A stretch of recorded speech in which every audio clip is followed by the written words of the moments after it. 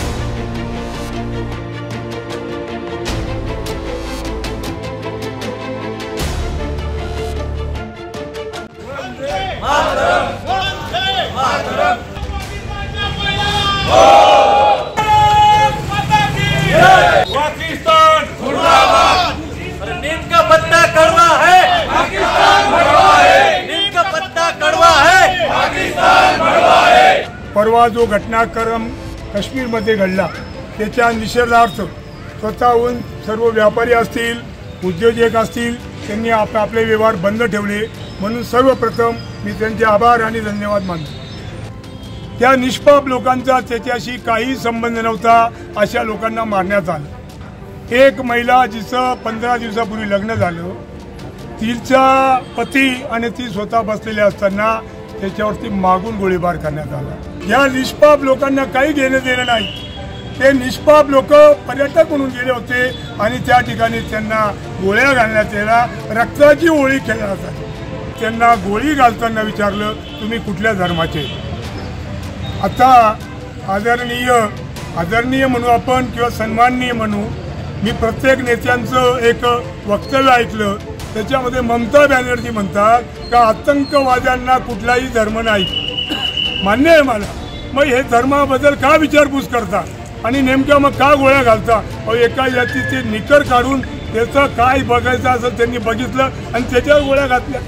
एवढी शर्मनाक, एवढी लज्जास्पद गोष्ट मला वाटतं हैवानच करू शकतो, कुठला मनुष्य नाही करू शकत। नेमका बदला कडवा आहे, पाकिस्तान बडवा आहे। मालेगावातील कोणत्याही संघटनेच्या बॅनर खाली नव्हे तर तमाम मालेगावकर नागरिकांच्या वतीने मालेगाव बंदचं स्वयंपूर्तीने आवाहन करण्यात आलं होतं आणि त्याची सुरुवात आज या ठिकाणी आपण सर्वांनी मिळून गुळ बाजाराच्या पूर्ण बाजारपेठेतून येऊन या ठिकाणी समारोप सभा आपण आज या ठिकाणी घेत आहोत। पहलगाम येथे ज्या भारतीय पर्यटकांवर हल्ला झाला, निष्पाप भारतीय नागरिकांचं त्या ठिकाणी हत्या करण्यात आली, त्याचा जाहीर निषेध व्यक्त करण्यासाठी आणि आतंकवाद्यांचा खात्मा भारत सरकारने करावा। नुसते निर्बंध लावून चालणार नाही, तर भारत सरकारने सर्जिकल स्ट्राईक करून हा आतंकवाद्याचा बिमोड करावा आणि पाकिस्तानला पुऱ्या देशाने, पुऱ्या जगाने पाकिस्तानवर निर्बंध लावले गेले पाहिजेत आणि इनोकडनं त्याची सक्त अंमलबजावणी झाली पाहिजे। या मागणीसाठी आज या ठिकाणी समस्त मालेगावकर नागरिक या ठिकाणी एकवटले आहेत। आम्ही आतंकवाद्याचा आणि आतंकवाद्यांनी केलेल्या भ्याड हल्ल्याचा मालेगावकर नागरिक जाहीर निषेध करतो आणि ज्या 28 निष्पाप निरापराध नागरिकांना मृत्यू पावला त्यांना या ठिकाणून श्रद्धांजली अर्पण करून मालेगावच्या तमाम नागरिकांच्या वतीने त्यांच्या परिवाराला आमच्या संवेदना आणि त्यांना त्यांचं दुःख पेलण्याची शक्ती देव अशी प्रार्थना आणि आमच्या भावना व्यक्त करून या ठिकाणी थांबतो। धन्यवाद। ये आतंकी हमला हिंदुस्तान की 140 करोड़ जनता के ऊपर हमला हुआ है। ये 28 लोग शहीद नहीं हुए, हिंदुस्तान की रूह को शहीद किया गया है। आतंकवाद का कोई मजहब नहीं होता है, कोई धर्म नहीं होता है। ये जिनके भी साथ करते हैं इनका कोई मकसद नहीं होता है। और धर्म पूछ के मारने वाले आतंकी, अरे हराम के पिल्लो, तुम्हें मालूम है क्या इस्लाम क्या है? हमारे प्यारे आका मोहम्मद सल्लल्लाहु अलैहि वसल्लम क्या है? इन्होंने हमें तालीम दी है निहत्तों पे वार नहीं करना, किसी बेगुनाह को नहीं मारना, किसी की जात पात नहीं पूछना। हमारी सरकार से अपील है कि ये इस्लाम मजहब के ऊपर हमला है, इसकी पूरी तहकीकात होनी चाहिए और इन कुत्तों को बजाय हमारी आर्मी मारे हिंदुस्तान की आवाम को चौराहे में ला के दे देना चाहिए, ताकि इनकी जबान के इतने टुकड़े किए जाए कि कोई भी आतंकी कभी किसी का मजहब पूछ के मारने की कोशिश ना करे। हमारी सरकार से अपील है कि इससे दर्दनाक हमला कुछ नहीं हो सकता। ये 26/11 के हमले को भी नाकाम कर दिया है, इसलिए उन कुत्तों की जबान काट के पागल कुत्तों के आगे डालना चाहिए। ये हमारी सरकार से अपील है, वरना ये सरकार वो आंदोलन देखेंगी कि लोग आजादी के बाद के आंदोलन भूल जाएंगे। जय हिंद, जय महाराष्ट्र। पाकिस्तान भड़वा है, देश के गद्दारों को, परवाच्या दिवशी जो हमला आला त्याच्यात आमच्या आया बहिणी, आमचे बंधू, एखाद्याच्या मुलाला ठेस लागली त्याच्या आईला किती दुःख होतं, त्या आई आणि वडिलांच्या समोर लहान मुलांना सुद्धा निष्पाप निशस्त्र अशा मुलांवर सुद्धा गोळ्या झाडल्या, त्यांच्या आईवर झाडल्या। म्हणजे बापासमोर मुलांवर, मुलांसमोर आईवर हे वाईट कृत्य केलं आणि जगाच्या पाठीवर कुठं असं झालेलं नाही, धर्म विचारून मारण्यात आलेला आहे। तो तुमचे आपण म्हणतो की आतंकवाद्यांना जात धर्म नसतो, परंतु आता समोर आलेलं आहे की तुमचा धर्म कोणता। हिंदू धर्म म्हटलं की त्याला गोळ्या मारण्यात आलेला आहे। मी म्हणतो की भारतातील गुप्तचर संस्था काय करत होती, आमच्या देशातील आमच्या आया बहिणी फिरायला गेल्या, ती ही सर्व जबाबदारी मला वाटतं संरक्षण खात्याचे, गृह खात्याचे। आम्ही कडक शब्दात निषेध करतो।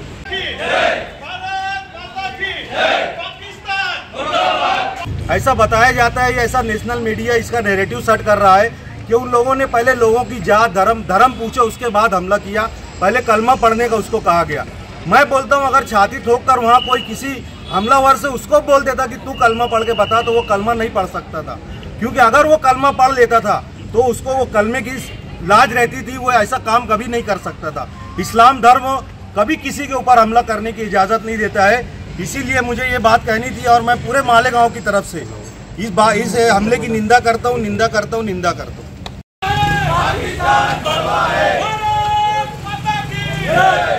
आणि सरकारला मी वैयक्तिक एक आवाहन करतो की काही ठिकाणी अशी माहिती दिली गेली की त्यांची सुनता झाली आहे का नाही हे तपासलं गेलं आणि त्यांच्यावर गोळ्या घातल्या गेल्या। मी माननीय पंतप्रधान आणि गृहमंत्री यांना या हल्ल्याचं उत्तर देण्यासाठी आवाहन करतो की ज्या आतंकवाद्यांनी निर्गुण कृत्य केलं त्यांना मालेगाव शहरात आणा आणि त्यांच्या पृष्ठभागामध्ये 4 गोळ्या घाला, त्यांना जिवंत सोडा आणि त्यांना फिरू द्या आणि बघू द्या की कोणत्या पद्धतीने त्यांनी ही हत्या केलेली आहे। याचा निषेध परत एकदा करण्यात येतो। धन्यवाद।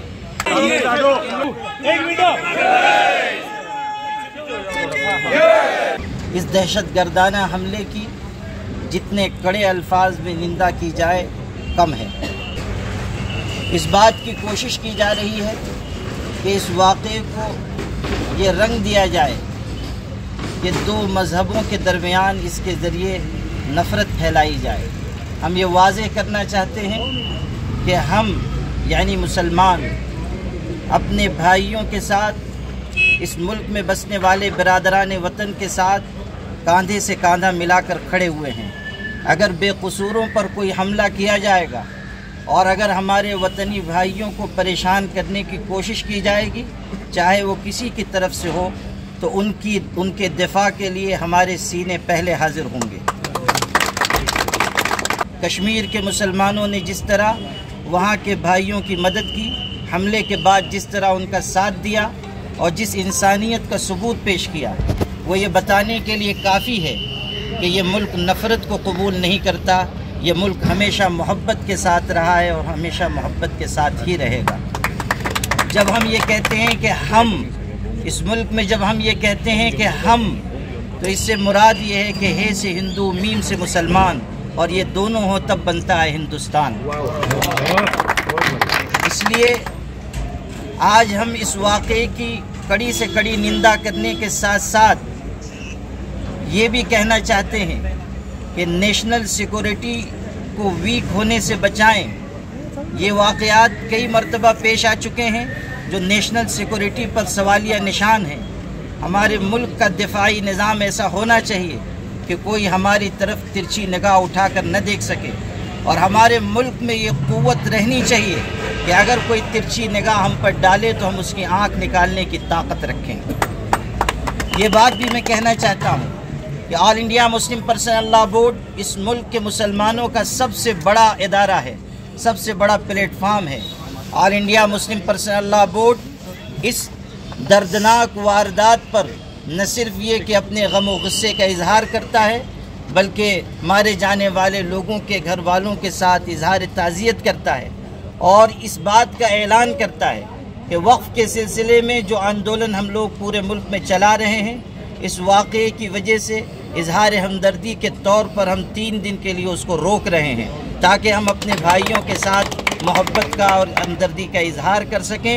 हमें उम्मीद है कि जिस तनाजुर में इस वाक़े को लिया जा रहा है, हम सब हिंदू मुसलमान और इस मुल्क के देशवासी मिलकर उसको ख़त्म करेंगे और हम आतंकी ताकतों को ये पैगाम देंगे कि अगर आप हमें लड़ाना चाहते हैं तो हम हरगिज़ लड़ेंगे नहीं, बल्कि मिलजुल कर आपका मुकाबला करेंगे।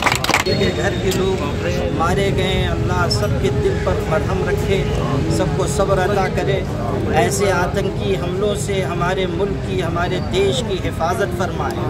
हम सबको मिलजुल कर एक साथ रहने की तौफीक अता फरमाए। हमारा देश सारी दुनिया में सबसे आगे बढ़े, अल्लाह ऐसा फ़ैसला फरमाए और अल्लाह नफ़रत को इस मुल्क से, इस देश से मिटाए, हम सब की मोहब्बत को बढ़ाए और इस देश को अल्लाह ज़्यादा से ज़्यादा तरक्की अता फरमाए। हम सब के यहाँ जमा होने को कबूल फरमाए। वसल्लल्लाहु अलैहि नबील करीम।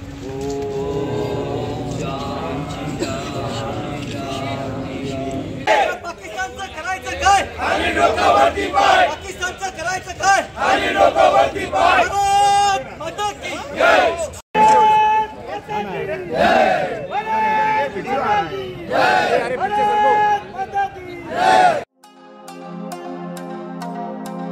हेलो मालेगांव, ये है आपकी आवाज।